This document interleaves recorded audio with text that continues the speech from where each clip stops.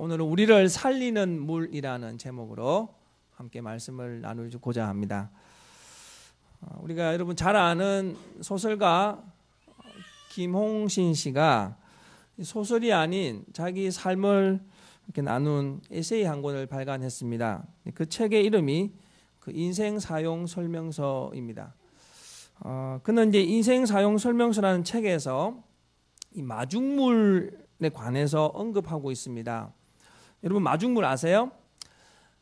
요즘처럼 그 상수도 시설이 발달하지 않았던 시대에는요, 지하수를 끌어서 물을 많이 마셨죠. 여러분 뭐 기억나실 텐데 지하수를 끌어올리려면 이 펌프를 이용해야 됩니다.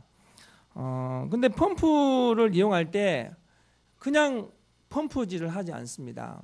펌프를 이용할 때 물을 올리기 시작하려면 물을 한 바가지쯤 그 펌프에 물을 부어야 됩니다. 물을 붓고 펌프질을 시작하면 그때부터 물이 올라오기 시작하죠.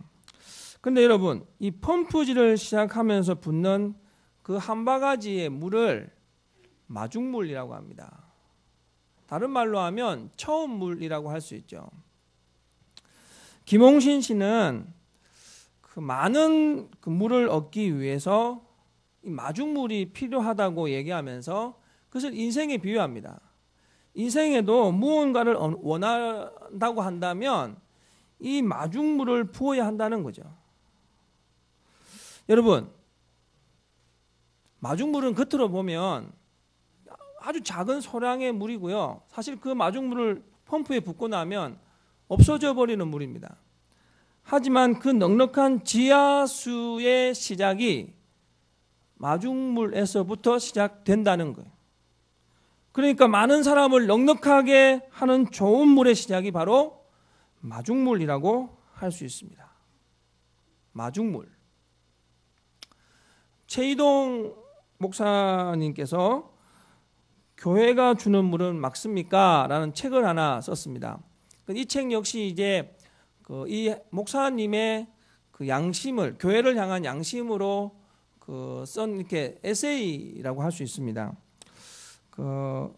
이 최 목사님은 그 교회가 어떤 곳인가를 이렇게 표현하고 있습니다. 교회가 그 세상으로 물을 흘려보내는 곳이다라고 말하고 있습니다. 그러니까 오늘날의 교회들이 세상으로 흘려보내는 물이 그렇게 막지 못하다고 그는 이제 얘기하는 거예요. 교회가 주는 물은 막습니까? 라고 물어보면서 교회가 세상으로 흘려보내는 물이 막지 못하다라고 하면서 오히려 이제 교회 속으로 역류 현상이 생긴다는 거죠. 세상의 물결이 교회로 들어와서 지금 교회가 세상의 물결에 휩쓸려서 무언가를 제대로 역할을 못하고 있다라고 한탄하는 내용을 쓰고 있습니다. 여러분, 마중물을 흘려보내야 할 곳이 교회라고 한다면 이 흘려보내야 할 역할을 제대로 하지 못하니까 오히려 역류 현상이 생겨서 교회의 권위가 실추되는 거예요.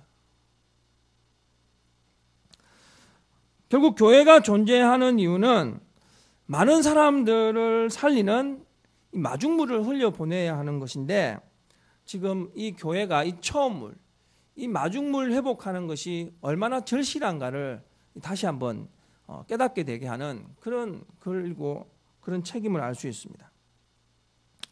이 구약 성경을 보면요, 구약 성경을 보면 하나님께서 그 이스라엘 백성과 끊임없이 관계하고 있습니다. 왜 이스라엘 백성과의 관계 이야기를 하느냐? 하나님께서 그 아브라함을 통해서 던진 말씀이 무엇입니까? 너는 나의 백성이 되고 나는 너의 하나님이 되리라라는 것이죠. 그러니까 이 말씀 때문에 이스라엘 백성들은 하나님을 아버지라 부르고 자신들은 택함받은 자녀라고 생각한 것이죠. 그런데 여러분, 그 자녀들이 아버지의 말에 순종을 해야 되는데 자녀들이 커서 세상을 바라보니까 세상에도 좋은 것들이 너무 많은 거예요. 그러다 보니까 하나님 아버지 말씀보다 점점 더 세상으로 나아가면서 하나님과 멀어지기 시작한 것입니다. 이 자녀들의 위기와 고난이 어디에서부터 시작되었느냐? 하나님과 멀어지면서부터 시작되었다는 거죠. 여러분, 그 징표가 뭡니까? 그들이 하나님과 멀어지면 멀어질수록 그들이 당한 결과는 포로됨이었어요. 애굽에서의 포로, 그리고 바벨론에서의 포로됨이었어요. 대선지서가 이제 이사야, 예레미야, 에스겔, 또 이제 다니엘까지 포함하기도 합니다. 이 대선지서라고 하는데요. 이 선지서들이 공통적으로 들려주는 메시지가 뭐냐? 이스라엘아, 너희들이 범죄했다는 거예요. 너희들이 범죄해서 지금 이 포로라고 하는 이 비참한 현실 앞에 직면했다라는 것을 이야기합니다. 그런데 그 대선지서들이 들려주고 있는 궁극적인 그 책을 기록한 목적이 뭐냐면요. 너 죄지었지? 내 심판한다 라고 하는 얘기가 아닙니다. 끝에 가서 꼭 하나님 하시는 말씀이 그래도 내가 회복시켜 주겠다는 거예요. 회복시켜 주겠다. 그러니까 이 대선지서에는 하나님의 공의와 하나님의 사랑이 함께 맞물려서 막 돌아가고 있어요. 에스겔서 역시 마찬가지입니다. 하나님께서 이스라엘 백성들에게 결국에는 들려주신 메시지가 뭐냐면요. 여호와 삼마, 거기에 내가 있겠다는 거예요. 여호와께서 거기 계시다는 거죠. 이 책들을 보면 굉장히 방대한 분량이지만요. 한 단어로 다 설명이 돼요. 에스겔서는 여호와 삼마, 다니엘서는 뜻을 정하여, 이런 것들이 그 성경을 읽게 되는 키워드들이에요. 그 에스겔의 얘기를 하면 이렇습니다. 48장으로 되어 있는데 39장까지 이 뭐 이스라엘의 죄악이나 또 이방 나라들의 죄악들을 다 언급하고 하나님이 다 심판하겠다고 합니다. 근데 갑자기 40장으로 들어가면 성전 환상을 보여주십니다. 하나님이 성전 환상을 보여주시는데 그 성전이 어떤 성전이냐? 회복된 성전이에요. 회복된 성전. 이 말이 뭐냐면 성전의 회복은 곧 이스라엘의 회복이라는 것이죠. 그러니까 이스라엘의 회복에 대한 예언의 말씀을 들려주고 있는데 그 회복의 시작이 성전에서부터 시작되었다라는 것을 이야기하는 거예요. 여러분, 그런데 이 회복된 성전에서 이상한 일이 벌어집니다. 그게 바로 47장에 나오는데 그 성전에서 물이 흘러나오는 거예요. 그냥 그 보이는 외형의 건물만 있는 게 아닌데 이 그 성전에서 물이 흘러나오는 거예요. 여기 보면 여러분 마중물이 나옵니다. 우리 오늘 본문은 아니지만 47장 1절 말씀을 우리 한번 같이 읽겠습니다. 그가 나를 데리고 성전 문에 이르시니 성전의 앞면이 동쪽을 향하였는데 그 문지방 밑에서 물이 나와 동쪽으로 흐르다가 성전 오른쪽 제단 남쪽으로 흘러내리더라. 아멘. 문지방 밑에서 표가 나지 아니하는 그 틈새로 물이 흘러나왔어요. 아주 작은 소량의 물입니다.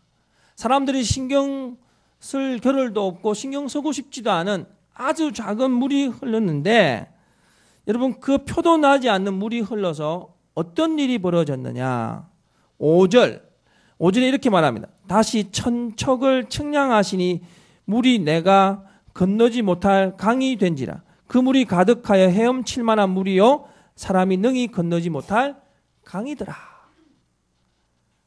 아주 작은 표도 나지 않는 그 문지방 틈 속에 물이 흘러나왔는데 그 물이 점점 차서 사람이 건너지도 못할 넘치는 강이 되었다는 거예요. 여러분, 표도 나지 않는 작은 물이 흘러서 그러면 어떤 결과를 낳았을까요? 그 결과 이야기가 오늘 우리가 읽었던 6절로 12절의 말씀입니다.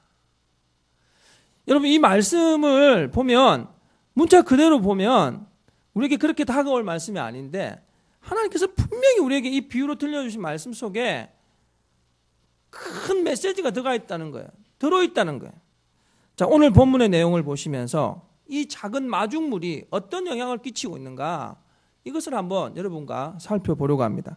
먼저 이 작은 흐르는 물이 세상을 살린다는 것입니다. 세상을 살린다.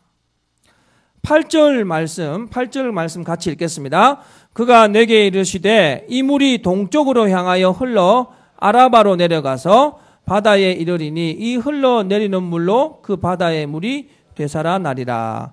아멘. 여러분, 아라바라고 하는 이 지역은 갈릴리 호수 남쪽입니다. 그러니까 저지대입니다. 저지대. 근데 이 저지대 속에 포함된 곳이 바로 사해죠. 여기 나와 있는 이 바다란 사해를 의미합니다. 여러분 알다시피 사해는 낮은 지역에 있기 때문에 이 갈릴리에서 물이 끊임없이 공급되죠.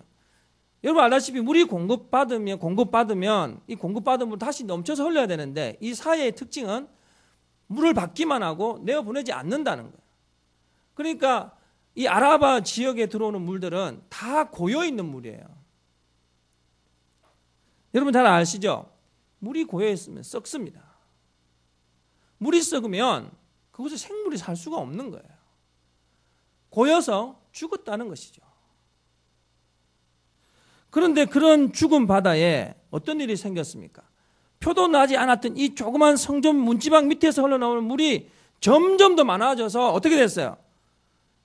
그 바다로 내려갔더니 그 바다의 물이 어떻게 됐습니까? 되살아났다는 거죠. 죽었던 바다가 살아나는 거예요.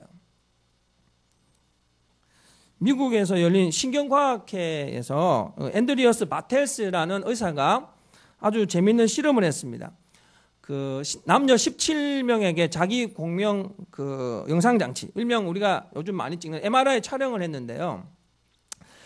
사랑하는 사람의 사진을 보여주었더니 이 사람들이 급속하게 뇌에서 한 20여 군데에서 혈류량이 급속하게 증가하더라는 것입니다. 사랑의 힘이 흐르게 만드는 거예요. 살아있는 증표로 보인다는 것이죠. 여러분, 흐른다는 것은 살아있다라는 말입니다. 사해와 같은 세상은 계속 공급받고 내어보내려고 하지 않습니다. 더 많이 가지려고 하고 더 움켜쥐려고 합니다. 그런데 여러분, 더 많이 가지고 더 움켜진 사람들이, 더 움켜진 세상이 과연 더 잘 사는 세상이 되었습니까? 점점 더 어두워지는 그림자가 깊어만 가고 있어요. 세계 도처에서 지금 어떤 일들이 일어납니까? 더 많이 가지려고, 더 움켜쥐려고 할 때마다 비행기는 끊임없이 격추되고 세계 도처에서 독재자들이 애꿎은 백성들의 그 고통의 신음을 외면하게 되는 현상들이 일어날 것입니다. 여러분, 죽어가는 사회에 성전에서 흘러나온 그 물이 들어가면서 살아나는 거예요. 물이 살아나니까 어떤 일이 생겼습니까? 고기들이 사는 거예요. 고인멸 주변에 죽었던 땅들이 다시 살아나니까 주변에 어떤 일이 일어나냐면 7절에 내가 돌아가니 강 좌우편에 나무들이 살아나는 거예요. 회복된 성전의 그 마중물이 흘러서 죽어가는 세상을 살렸습니다.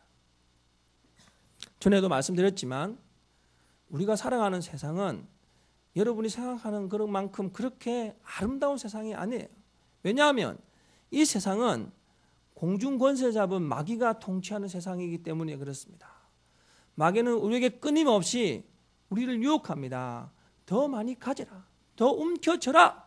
너만 잘 살면 된다. 너에게, 자신에게만 끊임없이 집중하게 우리를 유혹한다는 거예요. 왜 경쟁합니까? 왜 갈등합니까? 내가 더 올라가려고, 내가 더 잘 살려고 이렇게 치열하게 경쟁하고 이렇게 짓밟고 이렇게 갈등하는 거예요. 자신만 바라보고 자신만 누리면 되는 것입니다.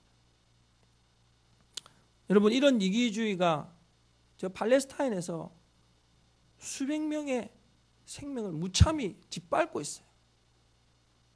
세상에 유엔이 지은 학교에까지 폭탄을 터뜨리면 과연 그들이 믿는 하나님은 대체 누구예요? 꽃도 피지 못한 아이들, 이 이기주의자들 때문에 그냥 무참히 죽어가는 이 현실, 하나님이라는 이름을 빙자해서 죽여가는 그 종교의 이름을 빙자한 자들의 이 무참한 이기주의의 모습, 이것이 바로 세상입니다. 세계 도처에서 자기만 아는 권력자들로 인해서 아무 죄도 없는 백성들이 무고히 허우적거리는 인생 가운데 처했습니다. 북한 땅의 김정은 역시 마찬가지예요. 여러분, 자신의 권력을 유지하려고 백성들의 울부짖음, 허기짐, 그것은 안중에도 없습니다. 여러분, 이것이 사회와 같은 세상입니다. 제가 이런 큰 얘기만 하고 있으니까 세상이 그런 것만 같죠. 우리 역시 마찬가지예요. 정도의 크기의 차이만 달랐지 우리 역시 점점 더 이기주의로 폐쇄적인 존재를 되어가는 것을 보게 됩니다. 어느 누가 여러분 희생이란 말 좋아합니까? 은혜란 말은 좋아하지만 희생이란 말은 그렇게 좋아하지 않아요. 여러분, 이런 막힌 세상에 이 마중물과 같은 성전의 물이 절실하게 필요한 거예요. 마중물과 같은 성전의 물이 흘러나와야 이 죽어가는 세상을 변화시키고 살아나는 역사를 경험하게 된다는 것입니다. 성전에서 흘러나오는 물이 그뿐인 줄 아십니까? 성전에서 흘러나온 물은 세상을 살릴 뿐만 아니라 번성하게 합니다. 7절에 보시면 내가 돌아가니 강 좌우편에 나무가 심이 많더라. 9절에 보시면 이 강물이 이르는 곳마다 번성하는 모든 생물이 살고 고기가 심이 많으니 10절에 그 고기가 각기 종류를 따라 큰 바다의 고기같이 심이 많으니와 12절 말씀 같이 읽겠습니다. 강 좌우가에는 각종 먹을 과실나무가 자라서 그 잎이 시들지 아니하며 열매가 끊이지 아니하고 달마다 새 열매를 맺으리니 그 물이 성소를 통하여 나옵니다. 그 열매는 먹을 만하고 그 잎사귀는 약재료가 되리라. 아멘. 강 좌우가에 이 나무들 물을 공급받으니까 흐르는 마중물로 인해서 시작된 그 창물하고 그 많은 물이 그 각종 과실나무를 자라게 하는데 잎이 시들지가 않는 거예요. 그러니까 끊임없이 열매가 맺혀지는 번성함을 경험하게 되는 것입니다. 그런데 11절 말씀을 보십시오. 그 진펄과 개펄은 되살아나지 못하고 소금 땅이 될 것이며. 왠지 아십니까? 이 진펄과 개펄에는 흐르는 물이 들어가지 못했기 때문에 이 흐르는 살아나는 이 물이 들어가지 못하니까 그냥 소금 땅으로 죽어버린 거예요. 정말 그렇습니다. 죽을 것만 같은 세상이지만 아무것도 아닌 작은 이 살아나는 이 마중물과 같은 이 조그만 소랑의 물이 있을 때 이 물이 흘러 들어가기 시작하면 세상이 살아나는 거예요. 변화의 역사를 경험하기도 하고요. 놀라운 번성을 바라보게 되는 것입니다. 인간이라고 하는 인간을 최고의 존재로 칭찬하고 극찬했던 20세기에 이 땅에서 가장 참혹한 두 번의 전쟁을 경험하게 됩니다. 그것이 두 번에 걸친 세계 대전이죠. 여러분 2차 대전 말쯤에 그 영국 군함이 독일 잠수함 U2에서 격추되는 엄청난 비극이 있었습니다. 이 배가 격추되고 나서 그 두 명의 그 병사가 겨우 이 조각을 잡고 이렇게 생명을 연명하고 있었습니다. 근데 이 한 명의 그 군사가 독실한 크리스찬이었어요. 그래서 옆에 있는 병사에게 묻습니다. 당신 크리스찬입니까? 하니까 아니라고 하는 거예요. 그러면서 이 독실한 크리스찬 병사가 이런 말을 합니다. 나는 오늘 죽어도 천국을 갑니다. 그러니까 네가 살아서 하나님을 믿으십시오라고 그냥 그걸 맡기고 자기는 바다에 수장되어 버렸어요. 이것에 감동된 이 믿지 않은 병사가 구사일생으로 구조받아서 예수를 믿었습니다. 여러분 어떤 일이 일어난 줄 아십니까? 이 사람이 한 생명을 살리니까 2만 명의 영혼을 전도했다는 거예요. 2만 명의 영혼을 변화시키는 놀라운 힘이 어디서 생겼습니까? 보이지 않는 한 사람의 그 희생에서 그 마중물과 같은 흘려보내는 그 살아나는 물 때문에 이런 놀라운 역사가 일어난 것입니다. 영국의 윌리엄 윌버포스라는 사람이 있습니다. 당시 너무 노예 제도가 막 번성하고 있을 때였어요. 그 당시에 가장 유명했던 노예상이 누구였냐면 존 뉴턴입니다. 윌리엄 윌버퍼스의 이 아름다운 신앙이 그 악랄했던 노예상 존 뉴턴을 회개하게 만듭니다. 여러분 누군지 아십니까? 찬송가 305장 나 같은 죄인 살리시니라고 하는 이 곡을 작사한 바로 그 사람이에요. 한 사람의 이 사람을 살리는 이 마중물 때문에 노예 상인으로 살았던 존 뉴턴을 하나님의 사람을 만들었고요. 이 한 사람의 마중물 때문에 그렇게 번성했던 노예 제도가 새로운 정기를 맞이하게 되는 전환점이 되었다는 것입니다. 성전에서 흘러나오는 물은 아주 소량입니다.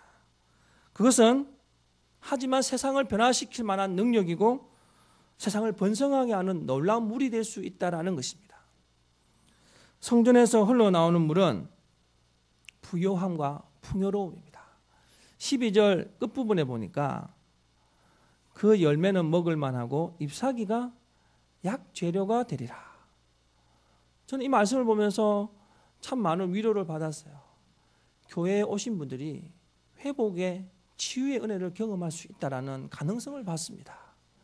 힘든 분들, 상처 입은 분들, 외로운 분들 교회에 나와서 이 약재료가 되는 그 마중물 때문에 살아난 잎사귀로 인한 그 잎사귀로 인해서 회복과 치유의 역사가 일어난다는 거예요. 성전에서 흘러나오는 마중물은 우리를 살리는 은혜의 물입니다. 여러분, 지금 물 이야기를 많이 했습니다. 그러면 과연 성전에서 흘러나오는 물이 뭘까요? 물이 뭐겠습니까? 물은 예수 그리스도이십니다. 교회가 예수를 놓치는 순간 교회는 능력을 상실하게 됩니다. 요한복음 4장 14절에서 예수님이 이런 말씀을 하시죠. 내가 주는 물을 마시는 자는 영원히 목마르지 아니하리니 내가 주는 물은 그 속에서 영생하도록 솟아나는 샘물이 되리라. 예수님 분명히 우리에게 말씀하셨습니다. 내가 주는 물을 먹어야 능력이 된다는 거예요. 내가 주는 물을 먹어야 된다는 거죠. 결국 마중물의 시작은 예수 그리스도이십니다. 요한복음 9장을 보시면 소경이 나옵니다. 보지 못하는 소경이 있었는데 예수님께서 실로암가에 가서 그 실로암 물로 씻으라고 말합니다. 그 물이 무엇입니까? 예수 그리스도이십니다. 진정한 교회 회복 운동은 바로 예수님으로부터 시작되어야 합니다. 마중물을 흘리는 회복된 교회는 공통적으로 보니까 예수님으로 충만해 있어요. 성령님으로 충만해 있어요. 회복된 교회들을 보니까 잘 살고 못 사는 얘기하지 않아요. 세상적인 얘기하지 않아요. 예수님 때문에 그냥 기뻐요. 예수님 때문에 그냥 행복해요. 예수 때문에 섬겨요. 예수 때문에 하나님 앞에 헌신해요. 예수 때문에 그 은혜를 나누는 거예요. 회복된 교회는 예수로 충만한 교회입니다. 여러분, 그럼 예수로 충만하려면 어떻게 해야 될까요? 예수로 좀 충만해야겠는데 어떻게 해야 예수로 충만할까요? 하나님의 말씀이 살아 있어야 됩니다. 히브리서 4장 12절에 하나님의 말씀에 대해서 이렇게 정의하고 있습니다. 하나님의 말씀은 살아있고 활력이 있어 좌우에 날서는 어떤 금보다도 예리하여 홍과 영과 및 관절과 골수를 찔러 쪼개기까지 하며 또 마음의 생각과 뜻을 판단하나니. 이것이 하나님 말씀이에요. 여러분이 히브리서 4장 12절에서 예의주시해서 봐야 할 것은 하나님의 말씀이라는 단어입니다. 하나님의 말씀. 우리가 읽는 이 성경이 하나님의 말씀이라는 것이죠. 지금 여러분이 부족한 종이 전하는 이 설교가 하나님의 말씀이라는 거예요.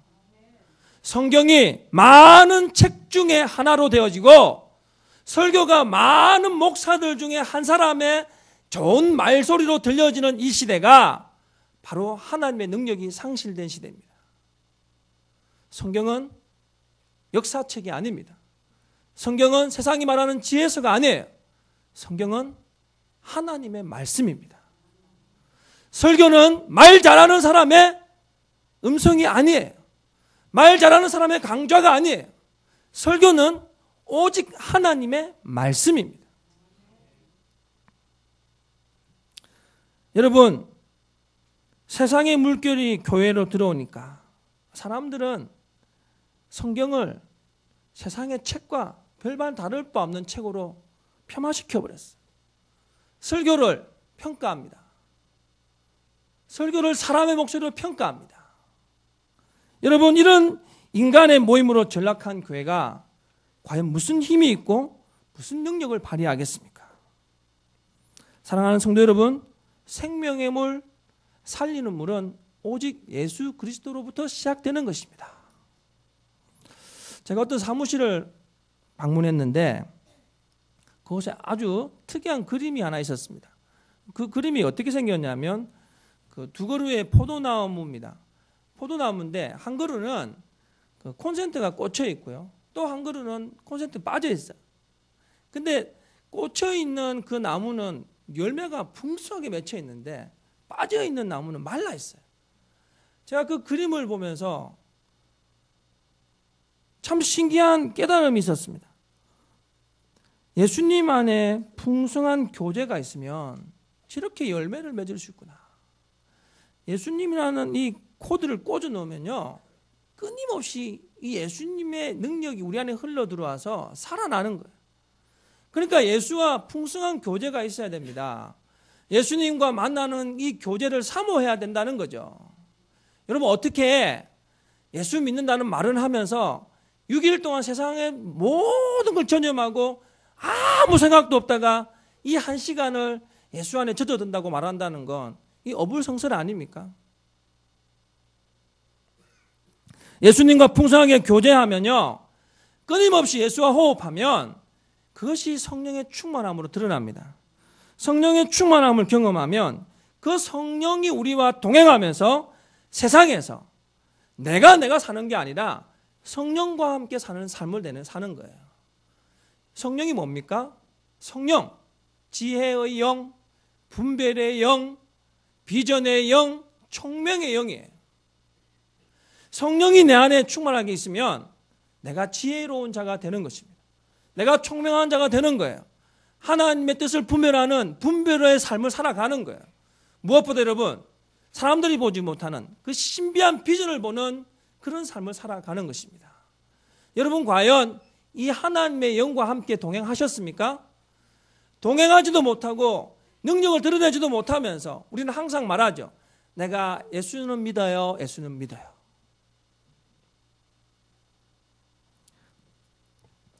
교회에서 흘러나오는 물이 살리는 물이 되어야 됩니다. 여러분, 교회에서 흘러나오는 물인 이 예수로 충만하고 성령으로 충만할 때에야, 그때에서야 우리는 세상을 살릴 수 있는 능력자가 될 수 있는 것입니다. 그러니까 다른 거 다 차치하고 왜 우리 교회에 대한 보이는 현상만으로 판단하느냐? 왜 여러분 시작이 어디에서부터인가를 보지 아니하고 왜 겉으로 보이는 것으로만 판단하려고 하는 거죠? 예수 안에 콘센트가 꽂혀 있어야 예수의 피가 흐르고 예수의 능력이 흐르는 거예요. 환경의 문제가 아니에요.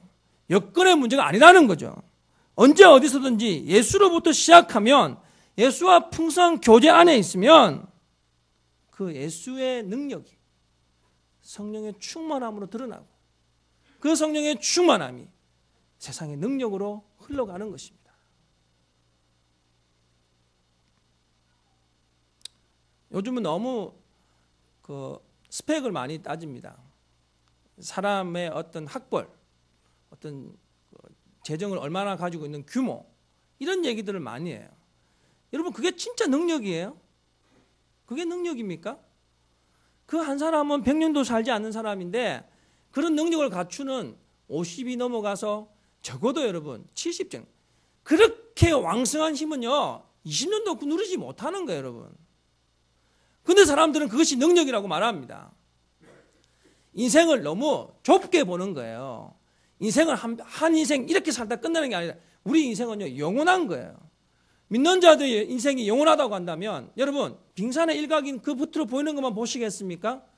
보이지 않는 그 어마어마한 하나님의 생명을 가지는 사람이라면 진짜 지혜로운 자들은요, 하나님이 주신 능력을 더 사모할 수밖에 없는 거예요. 여러분, 하나님의 능력을 사모하십니까? 인간의 능력을 사모하십니까? 오늘 이 시간 이것을 물어보시기 바랍니다. 진짜 우리를 살리는 물은 하나님의 능력입니다. 예수님의 능력이에요. 성령님의 능력이에요. 우리 하늘생교회가 이 안에서 살았으면 좋겠습니다. 이 안에서 누렸으면 좋겠습니다.